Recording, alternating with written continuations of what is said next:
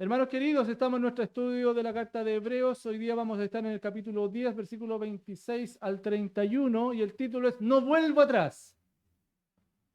Me acordé de un himno cuando con eso. ¿Usted también se acordó? He decidido seguir a Cristo, ¿cierto? No vuelvo atrás. Ese era, yo decía, después de todo, ¿cuál era? No vuelvo atrás, no vuelvo atrás. No, ahora sí, sí me acordé. Bien, Hebreos 10, 26 al 31. Le invito a que podamos leerlos todos juntos. ¿Puede ser, hermanos? Puse 25 al 31, pero no, es del 26, ¿ya? ¿Y antes también decía el 25? No, 26. Ahí nomás le puse, estamos, me equivoqué ahí. Es desde el 26 al 31. Bien, lo leemos todos juntos en el nombre del Señor. A la 1, a las 2 y a las 3 dice, porque voluntariamente, después de haber, ya no queda más sacrificio por los pecados, sino una horrenda expectación de juicio y de hervor de fuego que ha de devorar a los adversarios.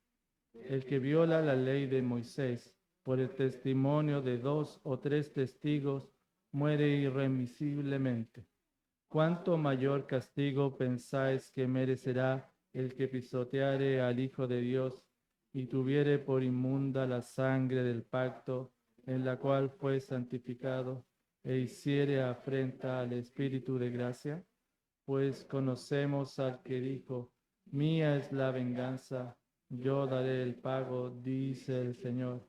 Y otra vez, el Señor juzgará a su pueblo. Horrenda cosa es caer en manos del Dios vivo. Padre, gracias por este día y la posibilidad que nos das de ser expuestos a tu palabra. Necesitamos que tu Espíritu Santo, Señor, pueda iluminar nuestro entendimiento para comprender estas verdades y responder a ellas en reverencia a ti, en obediencia, en servicio y por amor a Cristo, Señor. Ayúdanos y confiamos en ti. Háblanos, Padre, por medio de la palabra santa. En el nombre de Jesús. Amén. ¿Saben qué? Creo yo, una de las raíces de mayor conflicto para las personas es el tema de las expectativas no cumplidas. ¿O no? Oye, que dan problemas cuando no se cumplen las expectativas. Cuando tenemos expectativas de algo que no se cumple, ¿qué causa? Frustración. Oh, frustración, tristeza. Sobre todo cuando se ha puesto la esperanza y mucha esperanza y esfuerzo en aquello, ¿no? ¿Te ha sucedido algo así? Sí, yo creo que a todos nos ha sucedido, ¿cierto? Hemos puesto expectativa en algo y parece que no sucede. A veces nuestras expectativas están en las personas y fallan, ¿no? Fallamos y eso golpea fuerte y para muchos ha tomado años poder superarlo. ¿Cuál ha sido el problema allí? ¿Son los eventos, son las personas o son las expectativas quizás? A veces, hermanos, caminamos por el Evangelio, la vida cristiana, con expectativas erróneas. Y también pronto nos frustramos, nos entristecemos.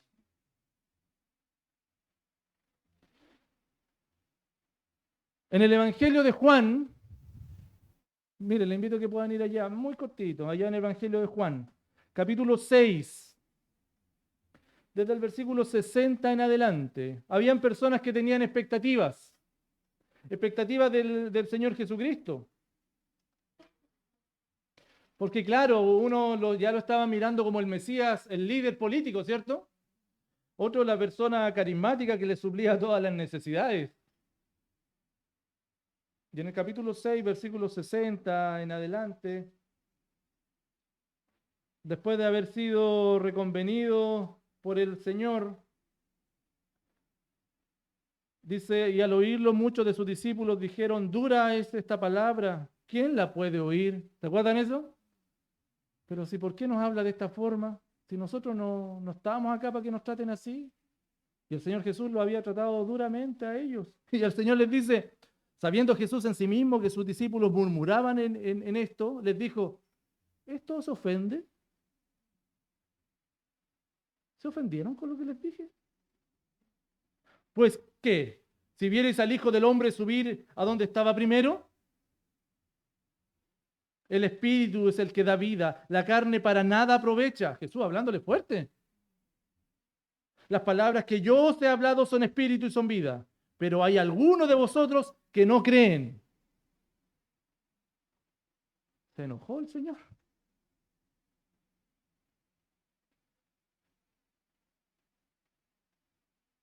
Versículo 65. Por eso os he dicho que ninguno puede venir a mí si no le fuere dado del Padre.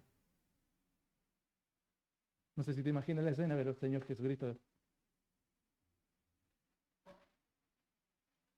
Versículo 66. Desde entonces muchos de sus discípulos volvieron atrás y ya no andaban con él.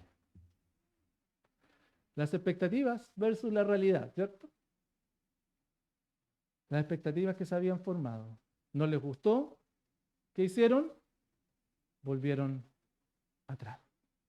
Volvieron atrás. Hermanos, en la carta de Hebreos, el autor sigue con su tesis de que Jesucristo es mayor que todo y que nada se le compara, ¿cierto? Jesucristo es mayor que todo y nada se le compara. Por lo mismo, el autor de la carta estaba muy preocupado en este punto por las personas que componían las iglesias, porque al parecer aquellos cristianos que se habían convertido del judaísmo, son hebreos, ¿cierto? Estaban regresando a su antigua vida. Porque Cristo y su obra al parecer ya no les parecía suficiente. Y porque sus tradiciones comenzaban a pesar más y estaban dejando su fe para regresar a su antigua forma de vida. ¿Qué sucede, hermanos, si alguno vuelve atrás y ya no quiere andar con Jesús? Yo creo que todos nosotros, de alguna manera, conocemos a alguien que ha vuelto atrás, ¿no? Y que ya no quiere andar con Jesús. Bueno, acá el autor ofrece una explicación fuerte, pero necesaria, para que la iglesia supiese y esté alerta ante esta situación que se da en las iglesias. La apostasía de la fe. La apostasía de la fe. Les invito entonces, hermanos, a que basado en este texto bíblico podamos ser fortalecidos en la fe y conocer qué es lo que Dios nos dice acerca de este tema tan importante. No vuelvo atrás. No vuelvo atrás. Los creyentes deben estar conscientes y atentos de las consecuencias de apartarse de la fe. Bueno, esa es la verdad práctica. Los creyentes debemos estar conscientes, pero también atentos de las consecuencias de apartarse de la fe. Porque es esto algo que sucede. Ya sucedía en el primer siglo. Y apartarse de la fe tiene consecuencias. Y debemos estar conscientes de ellas y estar atentos. Cuando nos apartamos de la fe, cuando alguien se aparta de la fe, debe estar consciente y atento de que hay un lugar de permanente sufrimiento, que le espera un lugar de permanente sufrimiento. Y así lo dice al menos los versículos 26 y 27. Porque si pecaremos voluntariamente después de haber recibido el conocimiento de la verdad, ya no queda más sacrificio por los pecados. El escritor de Hebreos comienza a referirse a aquellos que continúan pecando voluntariamente, que continuaban pecando deliberadamente, luego de haber recibido y de haber estado en el conocimiento de la verdad. Él se está refiriendo a aquellos que apostatan de la fe. Si alguno llega a ese punto de haber recibido el conocimiento de la verdad, no está hablando de solo conocerla, bueno, de manera superficial. No solamente de alguien que escuchó del Evangelio y de repente ya no, sino que aquí está hablando de alguien que conoce del Señor Jesucristo, conoce la verdad y luego la rechaza, entonces ya no hay mucho más que hacer. Ya no queda más sacrificio por los pecados, porque Cristo murió solamente una vez y para siempre. Sin embargo, los apóstatas desprecian y voluntariamente continúan en sus vidas en este proceso gradual, lento o a veces abrupto de apartarse de la fe, apartándose de Cristo. Por favor, un apóstata no es alguien que tiene luchas con el pecado. Bueno, no es alguien que tiene luchas con el pecado, sino que alguien que comienza a renegar de Dios, comienza a renegar de Jesucristo, de la obra que un día creyó. ¿Me explico? Ese es un apóstata.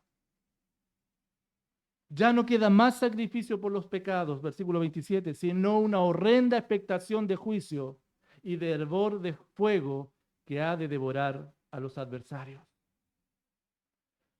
¿Saben que para el autor de Hebreos existen dos clases de personas, los hijos de Dios y los adversarios de Dios? En este caso, los enemigos de Dios son aquellos que siguen pecando contra la santidad de Dios, a pesar de conocer, a pesar de haber gustado de la obra perfecta de Jesucristo, y para ellos, el autor les dice que hay una horrenda expectación de juicio y un hervor de fuego que ha de devorar a estas personas.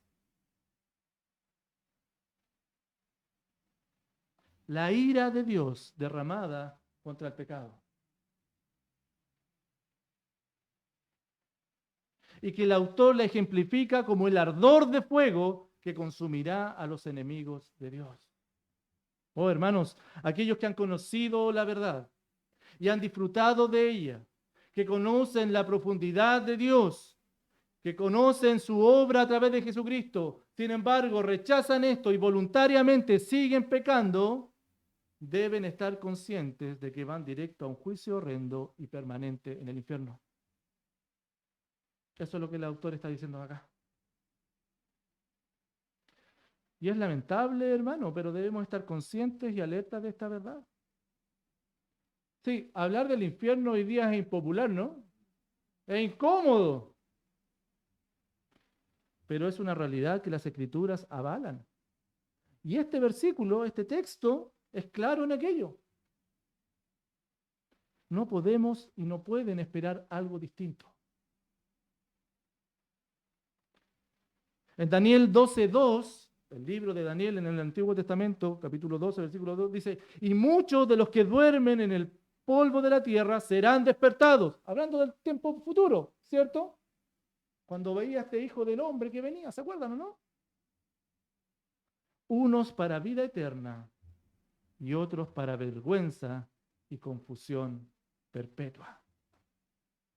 Es un lugar eterno, es un lugar perpetuo. Allí mismo es donde irán, donde este hervor de fuego les va a devorar.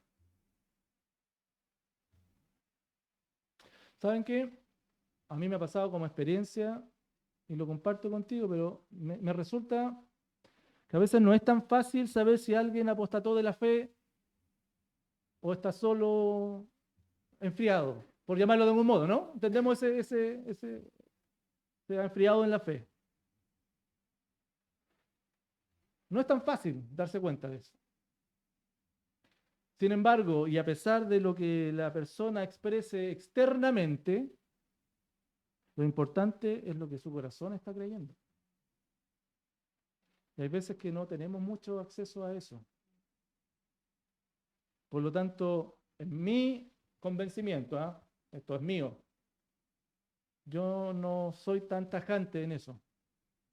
Bueno, ahora, obviamente si de manera externa y explícitamente rechaza a Dios y a Jesucristo, como lo vamos a ver en los versículos siguientes, ya es otra cosa. Bueno, Pero el punto no es del apóstata, no es hacia dónde va, hacia dónde se aleja, sino de quién se aleja. Ese es el punto. Bueno, entonces, hermanos, los creyentes debemos estar atentos y conscientes de las consecuencias de apartarnos de la fe. Hay un lugar permanente de sufrimiento, pero otra consecuencia, el castigo será justo por la gravedad de los hechos. El castigo será justo por la gravedad de los hechos. Versículos 28 y 29. El que viola la ley de Moisés por el testimonio de 2 o 3 testigos muere irremisiblemente. Sabemos eso, ¿no? Al menos así lo dice allá en Deuteronomio 19:15. Está citando esto, Deuteronomio 19:15. Y nos dice cómo era el justo trato para aquel que violaba la ley. Era una muerte sin misericordia. Bueno, eso es irremisible. Sin misericordia. Ojo con esto. ¿Por qué? Ya hago la pregunta. ¿Tú podrías responder esto en tu conocimiento teológico? ¿Por qué debía dársele muerte a la persona que violaba la ley? ¿Por qué era merecedor de la muerte? Para nosotros, siglos y siglos más tarde, hoy día es como... Es raro hablar de esto, ¿no? ¿Por qué Dios lo estipuló de esta forma? ¿Por qué era tan grave transgredir la ley? ¿Qué respuesta darías tú? Bueno, ¿saben qué? Israel había sido encomendado para mostrar el carácter de Dios, ¿o no? Para que las naciones vinieran y vieran en Israel a Dios. Ellos eran representantes de Dios y debían darle a conocer. Dar a conocer el carácter moral de Dios. Por tanto, cuando se violaba la ley, ¿qué es lo que se estaba distorsionando? Cómo Dios estaba siendo presentado y dado a conocer a los demás. Por ejemplo, la ley decía no robarás, ¿cierto? Limitándonos al decálogo, ¿cierto? No robarás. ¿Por qué no hay que robar? ¿Por qué no hay que robar? Porque es malo. No, no, sí, está bien. A nosotros se nos ha transmitido culturalmente porque es malo, pero es más profundo que eso. Porque ¿qué dice? ¿En qué afrenta el robar respecto al carácter de Dios? Dios es amor, Dios es bondad, y Dios debe ser mostrado como amor, como bondad hacia los demás. ¿Y el robar qué es? ¿Y por qué es pecado?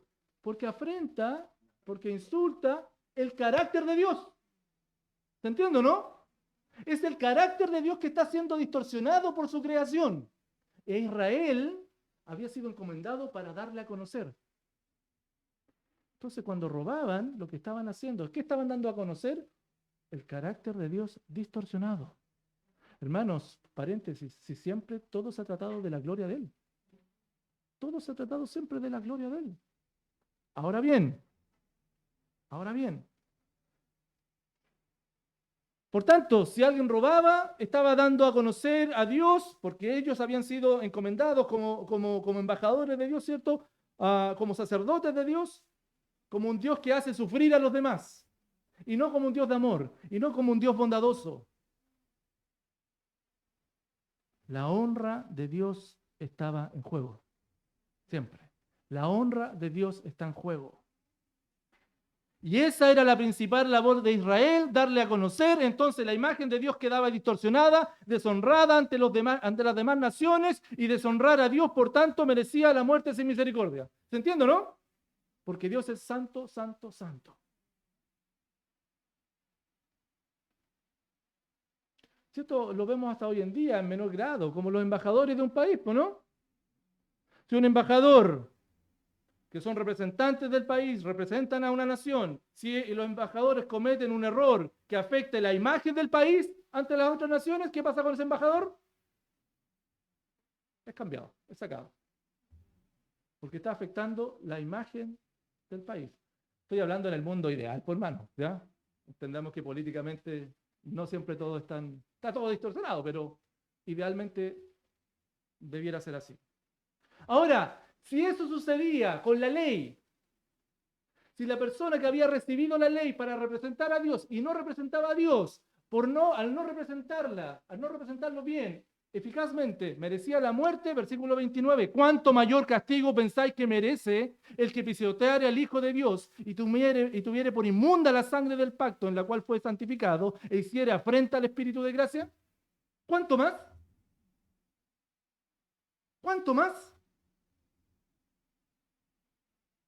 Si Dios les dio la ley para vivir y proyectar el carácter de Dios y no la tuvieron por digna de seguir, si no se sometió Israel a ella y por tanto murieron sin misericordia, porque Dios vindicó siempre su carácter, ¿cuánto mayor sería el castigo si Dios tuviese que vindicar su carácter justo y santo ante aquellos que pisotean a Jesucristo, que le abandonan,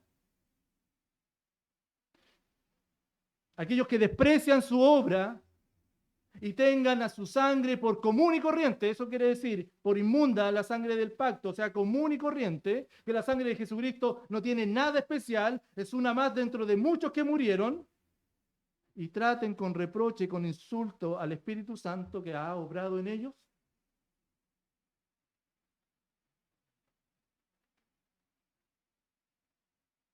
Y acá, hermano, está el punto central. Los que renuncian a la fe desprecian a Dios, desprecian a Jesucristo, desprecian su obra, ofenden al Espíritu Santo y en consecuencia Dios es absolutamente deshonrado por algo que ellos creyeron y de repente le dicen al mundo, ya no creo más.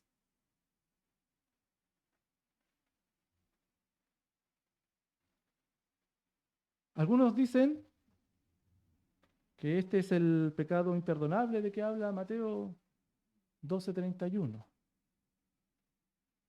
No estoy en condiciones hoy día para asegurarlo totalmente, pero hace sentido, ¿no? Hermanos, no será igual el castigo para alguien que no quiso creer a alguien que luego de conocer a Dios le dejó. ¿Cuánto mayor castigo? ¿Se dan cuenta que hay una comparación allí? Hay un castigo tremendo, tremendo. Hermano, alejarse de la fe no es simplemente dejar de creer, ¿ok? En estos términos de la apostasía, no es simplemente dejar de creer, sino que por sobre todo es despreciar a Jesucristo, es aborrecer su obra, es tenerla como algo común, como que no es nada especial, es negar la obra del Espíritu Santo en la vida. Y ese pecado recibirá justo y merecido pago. Como dice Romanos 2, 6 al 8, el cual pagará a cada uno conforme a sus obras, vida eterna a los que perseverando en bien hacer, buscan gloria y honra e inmortalidad, pero ira y enojo a los que son contenciosos y no obedecen a la verdad, sino que obedecen a la injusticia. La honra de Dios siempre está en juego. ¿Te das cuenta, no? La honra de Dios siempre está en juego. Eso es lo que el autor de Hebreos le estaba diciendo a los hermanos, a los de la carta de Hebreos. Ojo, que siempre la honra de Dios está en juego, y eso es lo más importante. Y con la honra de Dios, bueno, como lo vamos a ver a continuación, hay que estar conscientes, atentos a las consecuencias, porque hay un lugar de permanente sufrimiento. Hay un lugar, o el castigo será justo por la gravedad de los hechos, pero también la consecuencia es porque hay un Dios vivo con quien no se juega. Hay un Dios vivo con quien no se juega. Es fuerte este mensaje, ¿no? Pero yo creo que el autor de Hebreos estaba viendo como muchos de ellos estaban volviendo atrás. Volviendo atrás. Versículos 30 y 31. Pues conociendo al que dijo, mía es la venganza, Yo daré el pago, dice el Señor, y otra vez el Señor juzgará a su pueblo.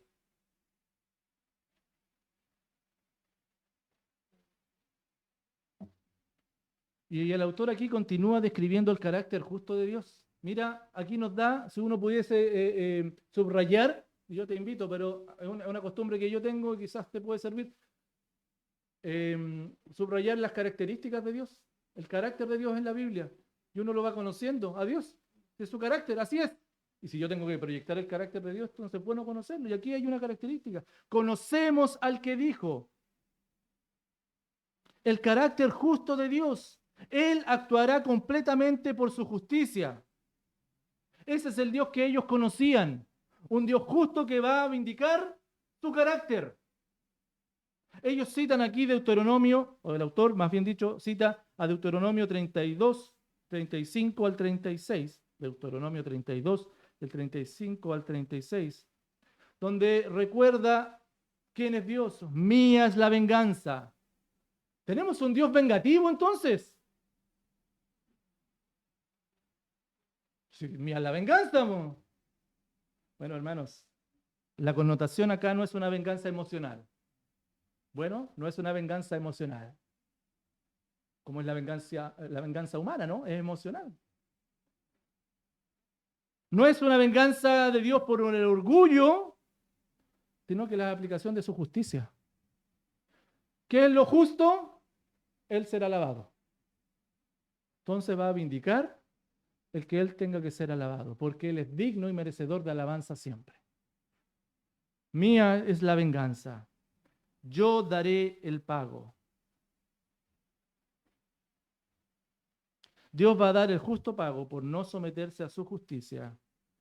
Y por otro lado, mira lo que sigue diciendo acá. Mía es la venganza. Yo daré el pago, como ya lo vimos delante, cuál era el pago, dice el Señor. Y otra vez, el Señor juzgará a su pueblo.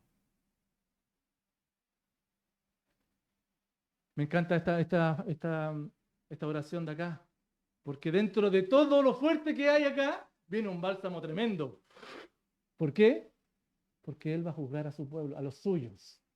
Aquí vuelve a hablar de los que son suyos. El apóstata no es suyo. Y todo lo que vino fue para el apóstata, ¿cierto? Pero Él va a juzgar, va a tratar con justicia. No se preocupen, dice el autor de Hebreos, porque Dios va a tratar con justicia a los suyos. Siempre el Evangelio, ¿no? Siempre volviendo al Evangelio. Él va a tratar con justicia a los suyos, va a tratar con justicia justamente a su pueblo, a aquellos que creen, que esperan en Él. ¿Qué recordatorio más hermoso en medio de todo este tema? Que Él tiene un trato con los suyos de todas maneras. Horrenda cosa es caer en manos del Dios vivo. Horrendo es algo terrible. Horrendo es algo terrible, es caer en las manos de Dios. Dios que vive, porque aquí hay otra característica de Dios, es un Dios vivo. Y cuando a Él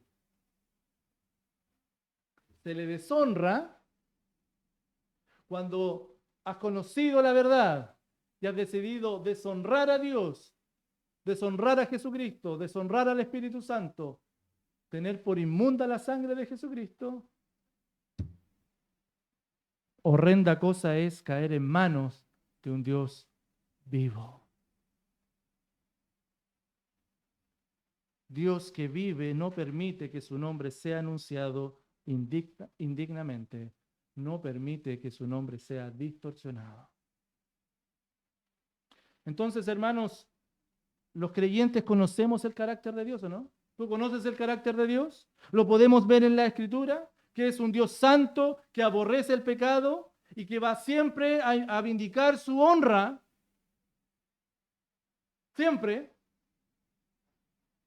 Y que Él sea conocido tal como Él es, no como lo que a nosotros se nos ocurre un día presentarlo. La buena noticia es que Dios actuará siempre en conformidad a quien Él es, ¿o no? Y esa es una buena noticia. Un Dios santo, justo y amoroso. En su justicia dará el pago merecido y digno tanto a los que les menosprecian, pero también como a los que le han recibido.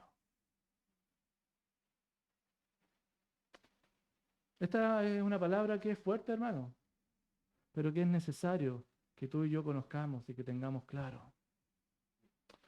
Yo quiero compartirte solamente algunas implicaciones, bueno, respecto a cómo esto lo podemos ir tomando para nuestra vida. Bueno, esto es general de lo que ya hemos visto el día de hoy. Lo primero que debiéramos quizás considerar como implicación para tu vida y para mi vida es que el carácter de Dios sí importa. El carácter de Dios sí importa. Y Dios es santo, justo y amoroso, entre muchas otras características que tiene. Pero Él es santo, justo y amoroso. Y el carácter de Dios sí importa. No da lo mismo como Dios sea conocido. Su plan de redención es principalmente para restaurar su imagen ante el mundo que la ha distorsionado.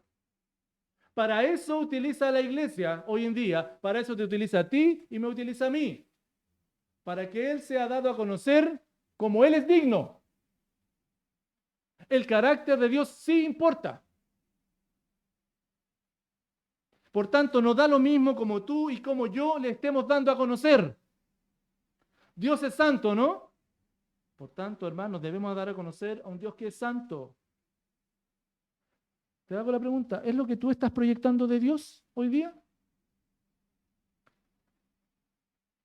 ¿Que Dios es santo?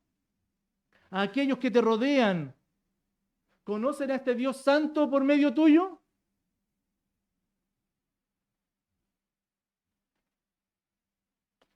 Te hago una pregunta, ¿cómo es tu relación con aquellas cosas que no son santas? ¿Cómo es tu relación hoy con aquello que no es santo? Da lo mismo. Un poquito más, un poquito menos. El carácter de Dios sí importa. Romanos 13:12 dice, la noche está avanzada. Romanos 13:12, la noche está avanzada, se acerca el día. Desechemos pues las obras de las tinieblas y vistámonos las armas de la luz. Desechemos las obras de las tinieblas. Dios es santo, Dios es justo también. Por tanto, debemos dar a conocer a este Dios justo viviendo justamente. ¿Qué significa vivir justamente? Vivir en sometimiento a Dios y denunciar aquello que no está de acuerdo a lo que Dios ha establecido.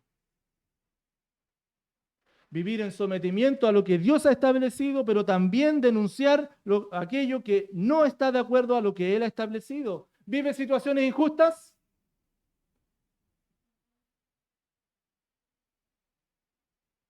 ¿Las denuncias? Pero con la justicia de acuerdo a lo que Dios establece como justo. No una justicia social que es... Recuerda que una vida justa es una vida de acuerdo a lo que la autoridad indica. Totalmente distorsionado al concepto que hoy día se maneja. Vive situaciones injustas. Ahora, pero además observa situaciones injustas, ¿o no? Hay situaciones injustas de acuerdo al carácter de Dios que son injustas, situaciones alejadas al carácter de Dios, las denuncias. Hoy día el mundo está lleno de situaciones que están fuera del carácter de Dios. ¿Las denunciamos? No, es que me da miedo. No, pero es que ¿cómo me van a mirar? El carácter de Dios sí importa. Apocalipsis 22:11, al final, casi al final de la Biblia, mira, versículo antes, al final de la segunda parte del versículo 11 dice, y el que es justo, practique la justicia todavía. Y el que es santo, santifíquese todavía. Que como que espera así, eso es para la iglesia. Esto es lo último que va a decir el Señor. El que es justo, practique la justicia. Siga sometido al Señor. Y el que es santo, santifíquese más todavía. Dios es santo, Dios es justo, Dios es amor. El carácter de Dios sí importa. Si Dios es amor, debemos dar a conocer el amor de Dios con todos, no solo con los que yo elijo, porque somos re buenos para dar amor a los que yo elijo, ¿no? A los que son igual a mí, a los que me caen bien. No, hermano, busca el bienestar, ama al que está cercano a ti, independientemente como él sea. Muestra con pequeñas y con grandes gestos quién es Dios. Dios te ha puesto en medio de alguien o de un grupo, ¿no? Tu familia, tus vecinos, tu trabajo. ¿Por qué no marcas las diferencias buscando el bienestar de ellos con pequeños gestos que se van sumando, ¿cierto? O con grandes gestos también. Porque el carácter de Dios sí importa. Amaos los unos a los otros con amor fraternal, dice Romanos 12, 10. Y en cuanto a la honra, prefiéranse entre ustedes, pero amen unos a otros, ámense. Entonces, el carácter de Dios sí importa. Nos da lo mismo como tú y yo presentemos a Dios. Pero otra implicación que quiero compartir contigo es que no juegues con el pecado, hermano. Hermana, no juegues con el pecado. Porque tú puedes decir, sí, pero es que esto de la apostasía es para los apóstatas, pues, pastor. Y yo, míreme, estoy acá en la iglesia, pues, pastor. No juegues con el pecado. No juegues con el pecado. La apostasía es progresiva, ¿sabías o no? Es gradual. Comienza con pecados pequeños que se van naturalizando, que se van repitiendo hasta llegar a un punto de insensibilidad en donde el corazón, donde la mente se cega.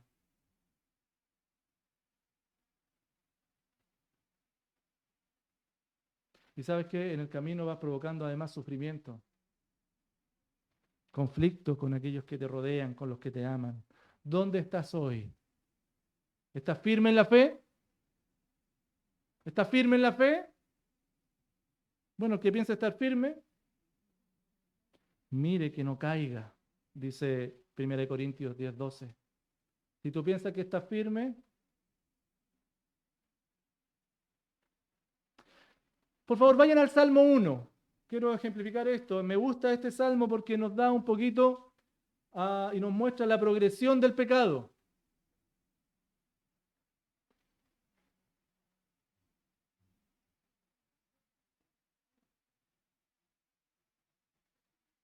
Están allí, versículo 1. Lo sabemos de memoria, ¿cierto? Muchos de nosotros. Es porque estamos firmes en la fe. Es porque no somos apóstatas. No, pero mira la progresión del pecado acá. Bienaventurado el varón que no anduvo. ¿Cuál es el verbo ahí? Andar. ¿Qué significa andar? Andar de un lugar a otro. Pasearse, moverse. Moverse en consejo de malo. Pero mira el verbo que viene después. Bienaventurado el varón que no anduvo en consejo de malo, ni estuvo en camino de pecadores. Primero es andar en el consejo, escuchando que hay aquí, escuchando que hay allá, pongo atención y me muevo de un lado, pero eso me lleva a estar después. ¿Y hay diferencia entre andar y estar? Porque es un verbo de estado, ¿no? Y ya no te estás moviendo, sino que te quedas ahí. ¿Dónde te quedas? En el camino de pecadores. Y no contento con ello, no solamente dejas de caminar y te quedas en ese lugar, sino que en silla de escarnecedores te has sentado. ¿Ves la progresión o no? De andar moviéndose, de estar en un lugar, a sentarse en el lugar, porque cuando tú te sientas en el lugar, ¿qué quiere decir? Que estás cómodo, que te gusta ese lugar. Esto es lo mismo que le sucedió a Lot. ¿Se acuerdan a Lot? Allá en Génesis 13.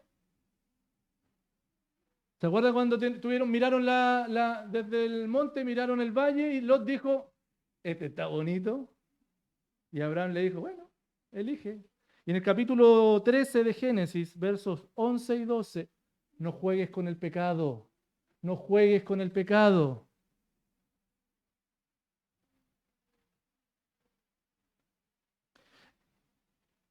Génesis 13, 11 y 12 dice, entonces Lot escogió para sí toda la llanura del Jordán y se fue Lot hacia el oriente, empezó a moverse.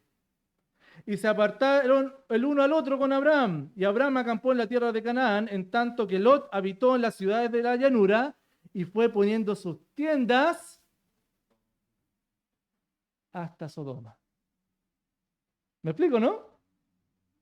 La progresión del pecado.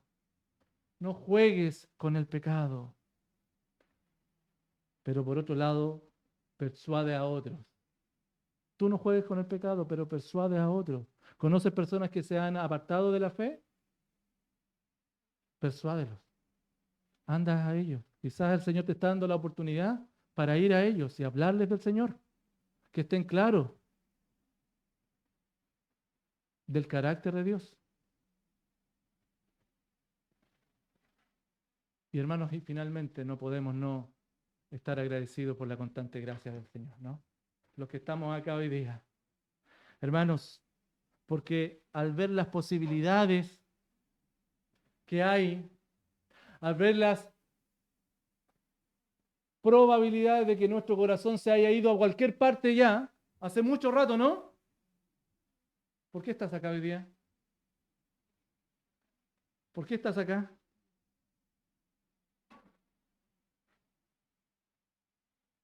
Porque solo su gracia te ha sostenido. Porque solo su gracia ha sido suficiente contigo. Porque ese regalo que no merecíamos, sigue siendo fiel Dios contigo. No han sido nuestras fuerzas, no han sido nuestras aptitudes. Por tanto, sigamos confiando en su poder.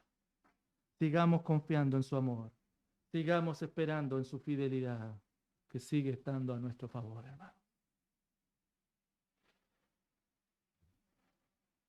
Los creyentes deben estar conscientes y atentos de las consecuencias de apartarse de la fe. Recuerda, hay un lugar de permanente sufrimiento. El castigo será justo por la gravedad de los hechos. Y hay un Dios vivo con quien no se juega. El Señor nos guíe, el Señor nos anime y podamos seguir creciendo en la gracia del Señor.